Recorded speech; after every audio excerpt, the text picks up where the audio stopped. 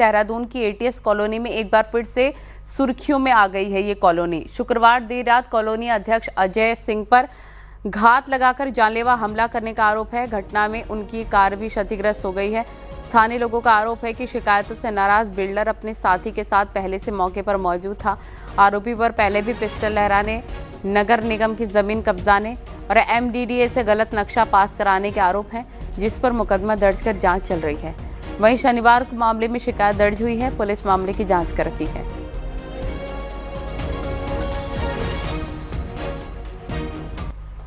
हल्द्वानी में बीच सड़क पर थार से स्टंट करने वाले युवक को पुलिस ने गिरफ्तार कर लिया है। नैनीताल रोड पर जानलेवा युवक का स्टंट था। इसका वीडियो सोशल मीडिया पर वायरल हुआ। इसके बाद पुलिस एक्शन में आई और आरोपी को गिरफ्तार कर लिया है। थार भी सीज कर दिया है। आपको बता दें कि शुक्रवार रात को नैनीताल रोड पर थार से स्टंटबाजी की गई थी। इसके बाद पुलिस ने आज युवक को पकड़ लिया है।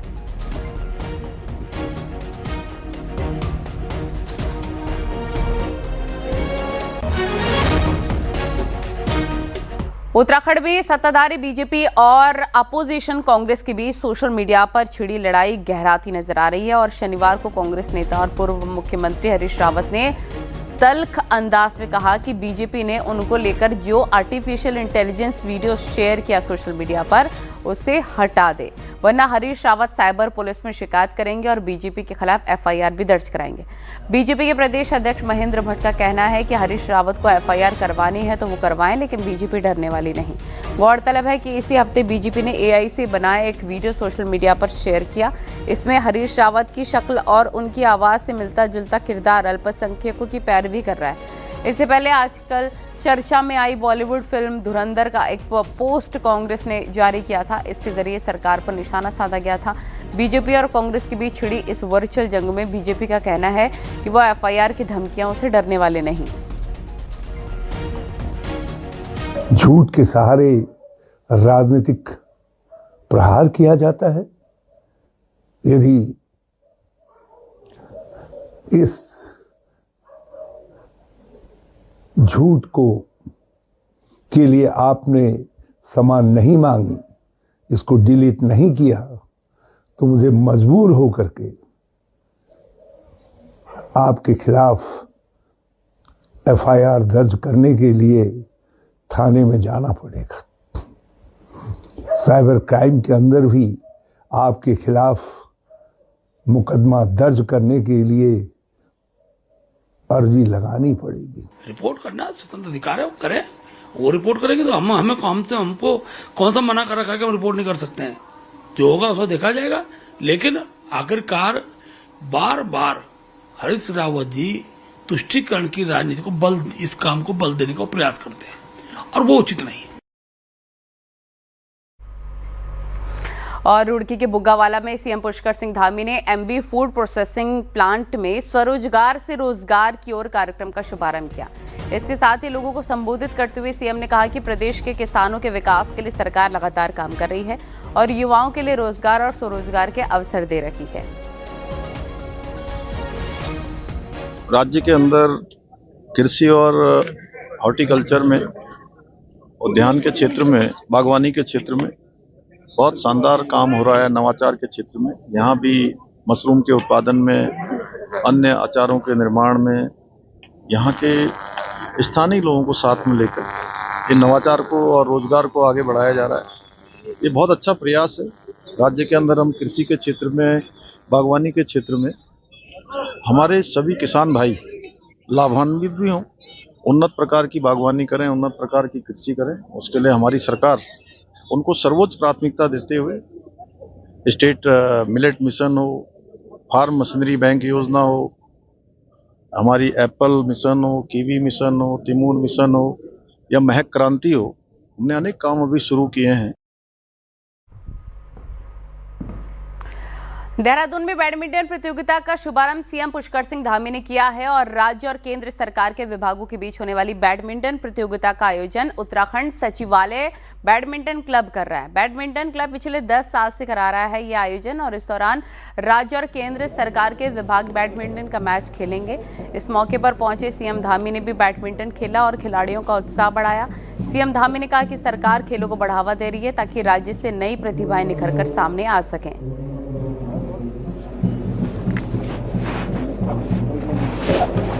ये दो तस्वीरें आप देख रहे हैं, देवभूमि को खेल भूमि भी बनाएंगे, सीएम धामी की तरफ से कहा गया है। सीएम पुष्कर सिंह धामी ने इसका शुभारंभ किया है बैडमिंटन प्रतियोगिता का, और खुद भी उन्होंने बैडमिंटन खेला है। हाँ टॉस सही मारा, बहुत ही बढ़िया था।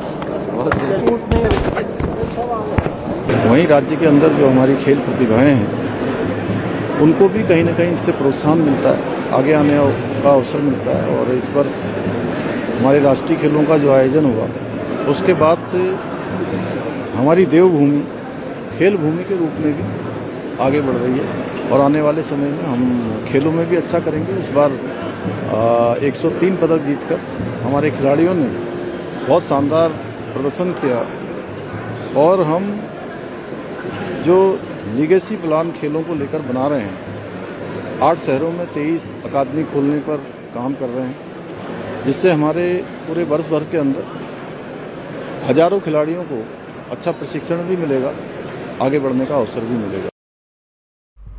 और सीएम पुष्कर सिंह धामी नोएडा के महाकैथिक कार्यक्रम में शामिल हुए हैं। नोएडा के सेक्टर 21 स्टेडियम में उत्तराखंड की संस्कृति और परंपराओं की झलक देखने को मिली है, और महाकैथिक कार्यक्रम में लोक कला, लोक संस्कृति और पारंपरिक व्यंजनों का शानदार प्रदर्शन हुआ है।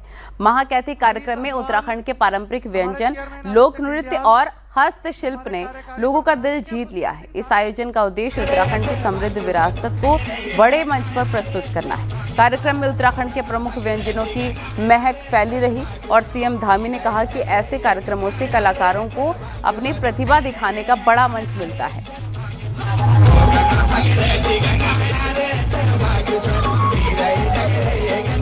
उत्तराखंड के सभी कलाकारों को यहाँ पर एक बड़ा मंच भी मिलता है, उनके माध्यम से निश्चित रूप से उत्तराखंड की लोक कला, लोक संस्कृति जीवन बनी रहती है, और बहुत अच्छा आयोजन होता है।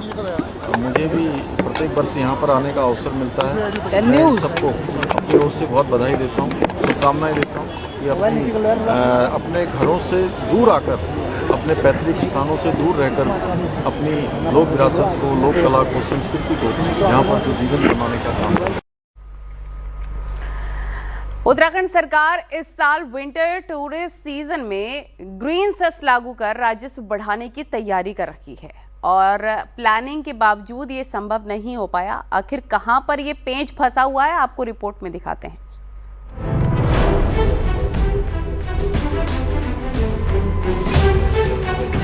क्रिसमस और न्यू ईयर का समय उत्तराखंड में पर्यटन का पीक सीजन माना जाता है। सरकार चाहती थी कि बाहरी राज्यों से आने वाली गाड़ियों पर ग्रीन सेस लगाया जाए। प्लान तैयार हुआ, सरकार ने अप्रूवल भी दिया, लेकिन सेस लागू नहीं हो पाया। दरअसल ग्रीन सेस फास्ट ट्रैक के जरिए बॉर्डर एरिया पर लगे ANPR कैमरों से लिया जाना था। इसके लिए 3 एजेंसियों को मिलकर काम करना था, लेकिन NPCI यानी national payment corporation of India ने अभी तक ड्राई रन का अप्रूवल नहीं दिया है, जिससे पूरा सिस्टम अटक गया है। केंद्र सरकार की जो संस्था है NPCI, वो भी इसमें इन्वॉल्व है। जो फास्ट टैग के माध्यम से हम लोग ग्रीन सेस वसूलेंगे, फास्ट टैग की कस्टोडियन वही है, उनके स्तर पे भी कार्रवाई अभी विद्यमान है, और उन्होंने प्रॉमिस किया है कि अभी आपको बहुत जल्दी हम लोग टेस्टिंग का सॉफ्टवेयर दे देंगे। उसमें टेस्टिंग हो जाएगी, उसके बाद तुरंत लॉन्च कर देंगे। मतलब अंतिम फेज पे हमारा है। वहीं पर्यटन कारोबारियों का कहना है कि इस सीजन में सैलानियों की संख्या अच्छी है और बिजनेस भी बड़ा है। अगर ग्रीन सेस लागू होता तो सरकार को भी अच्छा राजस्व मिलता। हमारा ऑक्यूपेंसी लेवल इस समय जो पहले था उससे काफी बेटर हो रखा है, काफी टूरिज्म बढ़िया हो रहा है, लोग आ रहे हैं, अच्छा रिस्पांस मिल रहा है। वेदर भी अब आजकल बेटर होता जा रहा है, विंटर टूरिज्म को जैसे वो बढ़ावा दे ही रहे थे। अगर समय पर प्लानिंग के साथ काम किया गया होता तो सरकार को ग्रीन सेस से करोड़ों का राजस्व मिलता। फिलहाल अधिकारियों की ढिलाई से ये मौका हाथ से निकल गया है, जिस पर सीएम धामी ने भी नाराजगी जताई है। न्यूज 18 के लिए देहरादून से भारती सकलानी की रिपोर्ट।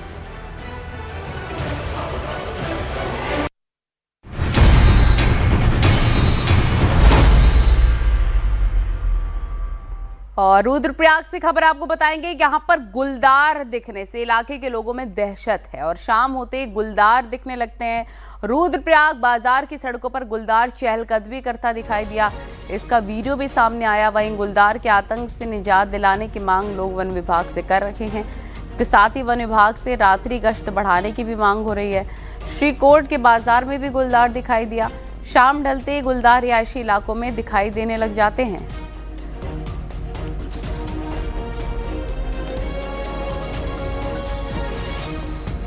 अल्मोड़ा जिले में भी कई जगहों पर गुलदार का आतंक देखने को मिल रहा है और द्वाराहाट में ध्याड़ी गांव में वन विभाग ने पिंजरा लगाया था, जिसमें कि गुलदार कैद हो गया। इसके बाद ग्रामीणों ने चैन की सांस ली। कई और जगहों पर अभी भी वन विभाग ने पिंजरा लगाया हुआ है। बढ़िया बनाते हैं 50-60 सेकंड की 1 मिनट बनाते हैं। बढ़िया बनाते हैं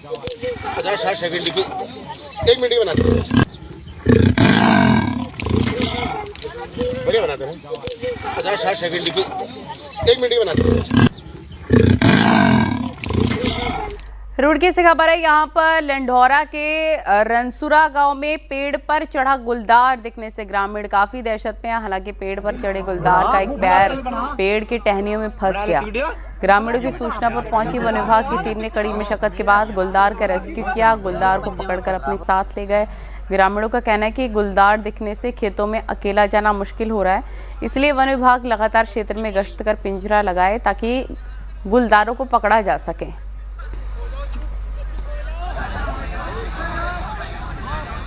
और गुलदार के साथ साथ उत्तरकाशी के कई इलाकों में भालू का भी आतंक है, जिसमें ग्रामीणों में दहशत का माहौल है और स्कूली बच्चों को भी स्कूल भेजने से लोग डर रहे हैं। मल्ला गांव के डांग तोक में 3 भालू दिखने से ग्रामीणों में दहशत है।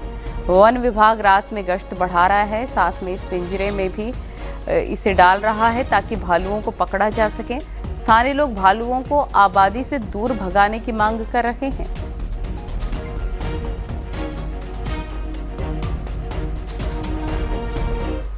इंसानों और वन्यजीव संघर्ष के बीच वन विभाग के लिए वैसे तो कई सारी चुनौतियां हैं, लेकिन सबसे बड़ी चुनौती ऐसे घायल जानवर हैं जिन्हें ना जंगल में छोड़ा जा सकता है और ना ही किसी चिड़ियाघर में लोगों के लिए दीदार करने के लिए। ऐसे में फॉरेस्ट डिपार्टमेंट करे तो क्या, आपको इस रिपोर्ट में दिखाते हैं।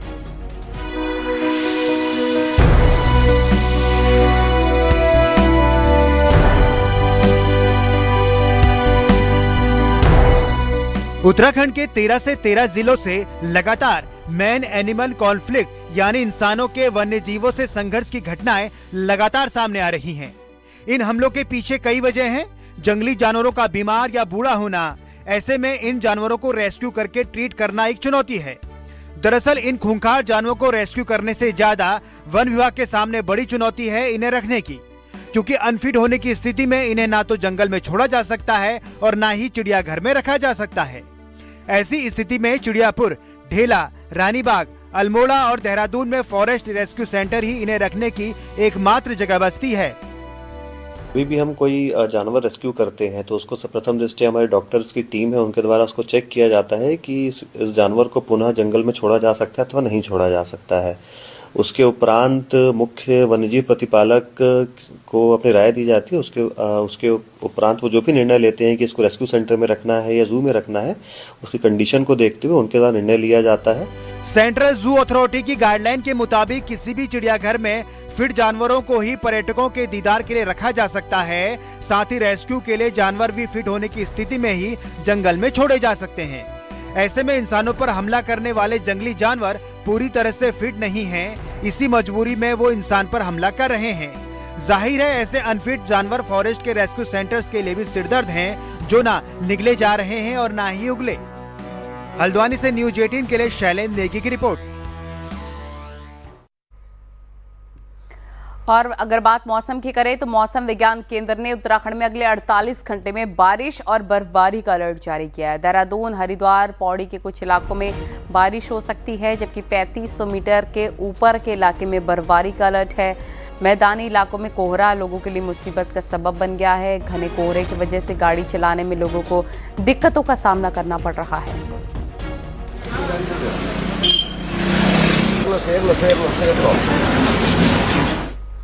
पहाड़ों पर बारिश बर्फबारी नहीं होने से पर्यटन कारोबार पर बड़ा असर पड़ रहा है। न्यू ईयर और क्रिसमस पर चक्राता में होटल पैक होने का ट्रेंड इस बार टूट गया है। दिखाते हैं आपको रिपोर्ट।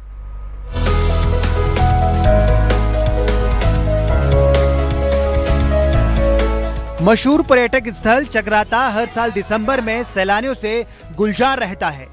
न्यू ईयर और क्रिसमस का जश्न मनाने के लिए नवंबर से ही होटल बुकिंग फुल हो जाती थी, लेकिन इस बार हालात बदले हुए हैं। होटल खाली हैं और सैलानी बर्फबारी का इंतजार कर रहे हैं। प्लान ही ऐसा बनाया था कि इस टाइम बर्फबारी होगी, बट हमें बर्फबारी दिखी नहीं अभी तक। हम भी सोच रहे थे कल तक हम बर्फबारी में मिल जाए, कल तक और हमारा कल का समय जाने का। बर्फबारी आई होप कल हो जाए, क्योंकि बोल रहे हैं कि आज या कल में हो जानी चाहिए थी। अब देखते हैं कल तक अगर हो जाए तो बेटर है। मौसम की बेरुखी से पर्यटन कारोबार पर संकट मंडरा रहा है। इतिहास में पहली बार 80% होटल खाली हैं। स्थानीय व्यापारी बर्फबारी का इंतजार कर रहे हैं ताकि सैलानियों का हुजूम लौट सके। अच्छी बर्फबारी पड़ेगी तो कहीं ना कहीं इसको पर्यटन का बहुत बड़ा हमारा एक अवसर बढ़ेगा। नए नए बहुत सारे छोटे छोटे होम स्टेज होटल्स बने हैं, तो कहीं ना कहीं देखो लोगों ने बड़े बड़े लोन लेके सब कुछ करके प्रॉपर्टीज बनाई हैं, तो हमें उम्मीद थी कि इस बार बहुत रहेगा, लेकिन हम इस बार मतलब एक इतिहास में शायद पहली बार ऐसा हो रहा है। और अब तक न्यू ईयर की क्वेरी स्टार्ट नहीं हुई है। शॉकिंग यही है। अदरवाइज आप ये मान के चलिए कि नवंबर में भी न्यू ईयर के लिए अच्छी खासी बुकिंग आ जाया करती थी। पर्यटन कारोबारी और सैलानी दोनों ही मौसम के करवट बदलने का इंतजार कर रहे हैं। उम्मीद है कि जल्द बर्फबारी होगी और चक्राता फिर से सैलानियों से गुलजार होगा। न्यूज 18 के लिए विकास नगर से कुलदीप चौहान की रिपोर्ट।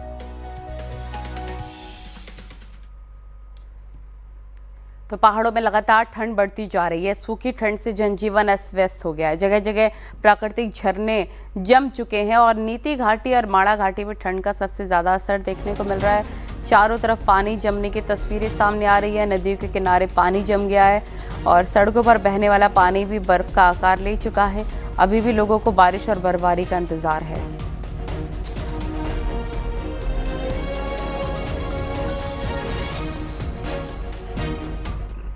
और अब आपको दिखाते हैं पहाड़ टॉप 10 न्यूज। कोटद्वार पुलिस ने चरस तस्करी के मामले में एक बड़े नेटवर्क का खुलासा किया। पुलिस ने चरस तस्करी के मुख्य सप्लायर को चमोली से गिरफ्तार किया। रुड़की में एआरटीओ ने यातायात नियमों के उल्लंघन करने पर सख्त कार्रवाई करते हुए 50 से अधिक वाहनों के चालान किए। उत्तरकाशी के कूड़ा डंपिंग जोन के विरोध में लोगों ने शुरू किया अनिश्चितकालीन धरना। नगर पालिका से कूड़े को कहीं और शिफ्ट करने की मांग की। विकासनगर में कड़ाके की ठंड पड़ रही है, इससे लोगों को परेशानी हो रही है। नगर पालिका ने चौराहों पर अलाव की व्यवस्था की। केदारनाथ में ठंड के बावजूद शिव उद्यान का निर्माण कार्य चल रहा है। शिव उद्यान में निर्माण के दौरान पत्थरों पर बनाई जा रही है कलाकृतियां।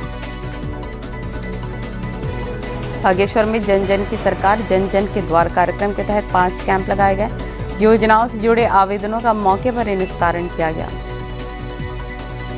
उत्तरकाशी में जन जन की सरकार जन जन के द्वार अभियान के अंतर्गत नया न्याय पंचायत चंदेली में शिविर का आयोजन किया। विकास मेले का शुभारंभ किया गया। मेले में महिलाओं के साथ साथ स्कूली बच्चों ने भी अपनी प्रस्तुतियां दी।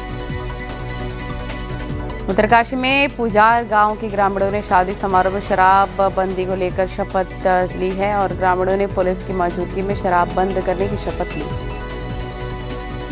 अल्मोड़ा के GGIC में एक सेमिनार का आयोजन किया गया है। इसमें बुजुर्ग के अपने अनुभव युवा पीढ़ी से साझा किए गए हैं। क्रिसमस और नए साल के मौके पर साइबर अपराधी ठगी के नए नए तरीके अपना रहे हैं। ग्रीटिंग, ऑफर्स और डिजिटल गिफ्ट्स के नाम पर कैसे लोगों को फंसाया जा रहा है, इस रिपोर्ट के जरिए आपको दिखाते हैं।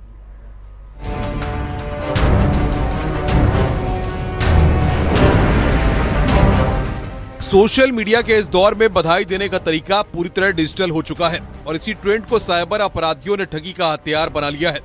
त्योहारों पर लोग व्हाट्सएप और सोशल मीडिया के जरिए डिजिटल ग्रीटिंग और एनिमेटेड कार्ड भेजते हैं, लेकिन इन ग्रीटिंग्स में खतरे का लिंक भी छुपा हो सकता है। साइबर ठग खासतौर पर APK फाइल भेज रहे हैं जो देखने में ग्रीटिंग या गिफ्ट ऐप जैसी लगती है। जैसे कि कोई व्यक्ति इसे डाउनलोड करता है तो उसके मोबाइल का पूरा एक्सेस अपराधियों के हाथ में चला जाता है। Banking app, OTP, contact list और निजी डाटा सब खतरे में है।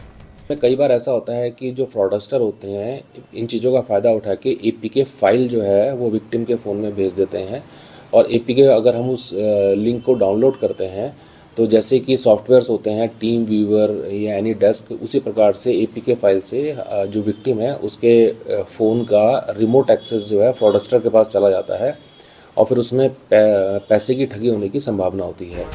इतना ही नहीं, फर्जी लिंक के जरिए ऑनलाइन शॉपिंग ऑफर, सस्ते गिफ्ट और कैशबैक के नाम पर भी लोगों को ठगा जा रहा है। कुछ शिकायतें साइबर क्राइम पोर्टल पर दर्ज हो चुकी हैं। आपको कभी भी फील होता है कि आपके साथ ऐसा हो रहा है तो आप 1930 पे कॉल कर सकते हैं या cybercrime.gov.in पे इसको रिपोर्ट कर सकते हैं इन रिटर्न। तो इस तरह की घटनाओं को इस तरीके से रोका जा सकता है। हालांकि जैसे जैसे टेक्नोलॉजी बढ़ रही है, आर्टिफिशियल इंटेलिजेंस बढ़ रहा है, ये अभी बढ़ेगा। बट साइबर ठगी से बचने का सबसे कारगर तरीका है सावधानी। किसी भी अनजान लिंक या एपीके फाइल को डाउनलोड न करें। अगर ठगी की घटना हो तो तुरंत 1930 पर कॉल करें या साइबर पोर्टल पर शिकायत दर्ज कराएं। न्यूज़ 18 के लिए देहरादून से सत्येंद्र बर्थवाल की रिपोर्ट। उत्तर प्रदेश में भुने चने में केमिकल मिलाने के खुलासे के बाद अब उत्तराखंड में भी खाद्य सुरक्षा एवं औषधि विभाग पूरी तरीके से अलर्ट मोड पर आ गया है। प्रदेश भर में मिलावटखोरों पर शिकंजा कसने के लिए एफडीए ने बड़ा फैसला ले लिया है। दरअसल यूपी में सामने आए केमिकल युक्त चने के मामले को गंभीरता से लेते हुए उत्तराखंड के खाद्य सुरक्षा एवं औषधि विभाग ने प्रदेश के सभी जिलों में स्पेशल ड्राइव चलाने के निर्देश जारी कर दिए हैं। आपके चैनल के माध्यम से ही हमने वो न्यूज़ देखी थी और हमने अपने समस्त जितने जनपद हैं उनके अधिकारियों को ये कहा है कि अगर इस तरह के किसी कोई भी न्यूज़ आपके संज्ञान में आती है तो उस पर तत्काल कार्रवाई करने के निर्देश मेरे स्तर से उनको दिए गए हैं। और मैं खुद भी इस जनपद स्तरों पर या मंडल स्तर पे फील्ड में जा कर के इसकी चेकिंग करने के लिए एक विशेष टीम का गठन करने का जो है हमने एक विचार बनाया है। देहरादून में राज्य निगम कर्मचारी अधिकारी महासंघ ने देहरादून के परेड ग्राउंड से रैली का आयोजन किया है। संविदा कर्मियों ने परमानेंट नियुक्ति की मांग को लेकर निगमों, निकायों, संस्थानों में संविदा पर काम कर रहे कर्मचारी सड़क पर उतर आए हैं। कर्मचारियों ने परमानेंट करने के लिए कट ऑफ 2018 से बढ़ाकर दिसंबर 2025 करने की मांग को लेकर सीएम आवास तक रैली निकाली है। ये कर्मचारियों की पीड़ा है। सरकार और शासन को समझना चाहिए कि एक महासंघ, एक श्रमिक आपका, एक कर्मचारी आपका जिस शालीनता के साथ आज सड़क में उतरा है, इनको मजबूरी में ये कदम उठाना पड़ा है। कोई नहीं चाहता कि ऐसी भीषण ठंड में हमारे कर्मचारी साथी दूरस्थ स्थानों से, पहाड़ों से आए हैं और आज इस लड़ाई में अपनी भागीदारी दे रहे हैं। तो सरकार और शासन से हम यही अनुरोध करते हैं कि जो हमारा मांग पत्र है उस पर शीघ्र कार्रवाई करें, ना तो ये आंदोलन और भी उग्र हो सकता है।